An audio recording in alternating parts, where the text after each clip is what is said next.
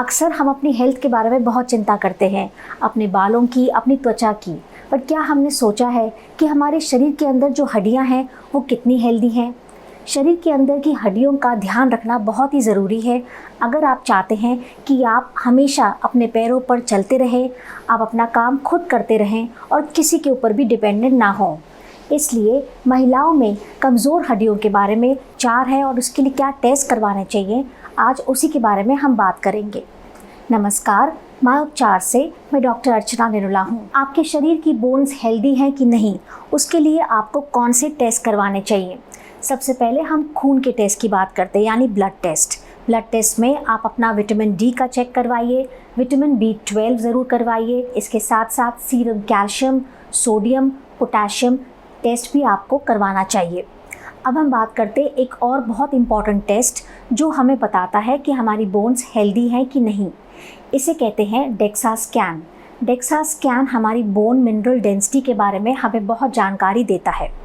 अब इस टेस्ट को आप करवाएंगे तो उसका जो रिज़ल्ट है वो हमें क्या बताएगा? इसके लिए मैं आपको बताना चाहूँगी कि ऑस्टियोपीनिया क्या होता है और ऑस्टियोपोरोसिस क्या होता है।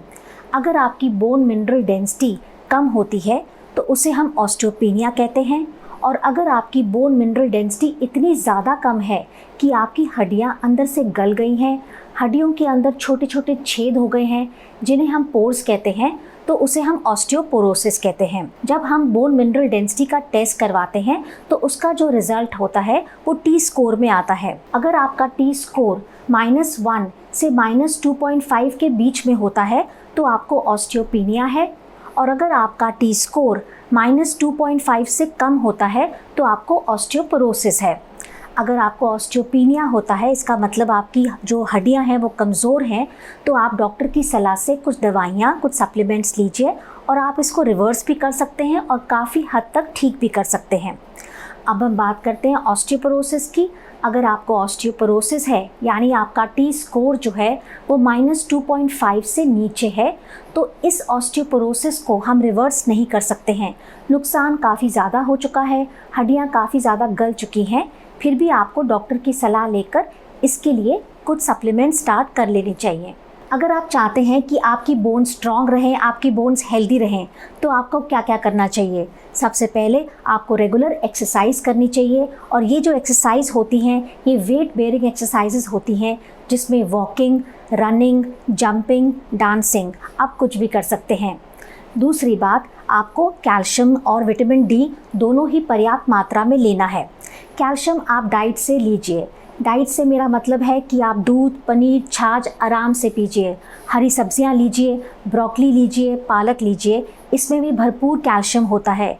अगर आप नॉन वेजिटेरियन हैं तो अंडा, मीट, चिकन, फ़िश, ये चारों ही चीज़ आप ले सकते हैं। इसमें भी कैल्शियम की मात्रा जो है वो पर्याप्त होती है।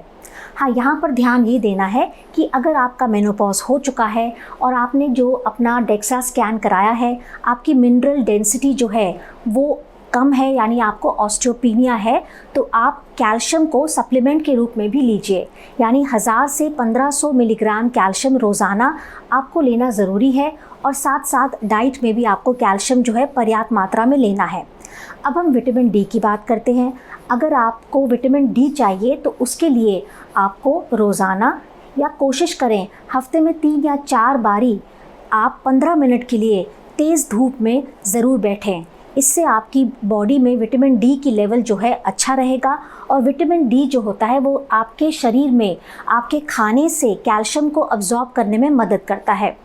अगर आप मेनोपॉज अटेन कर चुके हैं, यानी आपके पीरियड्स बंद हो चुके हैं, आपकी उम्र 50 से 55 के बीच में है, तब आपको विटामिन डी जो है रोज़ाना 600 से 800 इंटरनेशनल यूनिट्स ज़रूर लेने हैं, और इसके साथ साथ आपको कैल्शियम की मात्रा भी अच्छी रखनी है। आखिर में मैं कहना चाहूँगी कि अगर आप चाहती हैं कि आपकी बोन्स जो हैं वो हेल्दी रहें और मरते दम तक आप स्ट्रॉन्ग और फिट महसूस करें, तो अपनी बोन्स की हेल्थ के बारे में ज़रूर ध्यान दीजिए। और अगर आपको इस विषय में कोई भी बात पूछनी है तो कमेंट बॉक्स में पूछिए। माय उपचार के डॉक्टर्स आपकी मदद ज़रूर करेंगे।